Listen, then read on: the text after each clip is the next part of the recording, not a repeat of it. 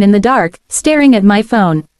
I had a choice: pretend it didn't happen, protect them like I always had, or finally protect myself and my children instead. I chose the second. The next morning, I called them both and told them not to come near me or my family ever again. My father tried to guilt-trip me, saying, "Family doesn't turn on family." But I reminded him that family doesn't endanger each other's children. Family doesn't hide crimes in your car. Family doesn't lie and expect silence. It's been months since that day, but the memory still makes my stomach twist. My kids don't know the details, they just know we don't see grandpa and grandma anymore. Sometimes my youngest asks about them, and I change the subject. I wish I could explain without breaking his innocence.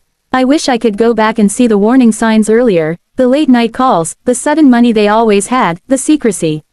But I can't. Now, I drive that same car, cleaned and inspected by the police, and every time I glance in the rearview mirror, I'm reminded of how close we came to disaster. That trunk once carried something that could have destroyed my life, and my parents put it there without a second thought. I'll never understand how they justified it, how they could look at my children and still make that choice. But I do know this: I'll never let them have another chance. After the police confirmed what was hidden in my car, everything in my life changed. My father and stepmother were questioned, and though they tried to shift the blame, the evidence was clear. Their fingerprints were on the packages, and they couldn't deny borrowing my car. But the moment the truth came out, they started calling, begging, and crying, trying to twist the story like they always did.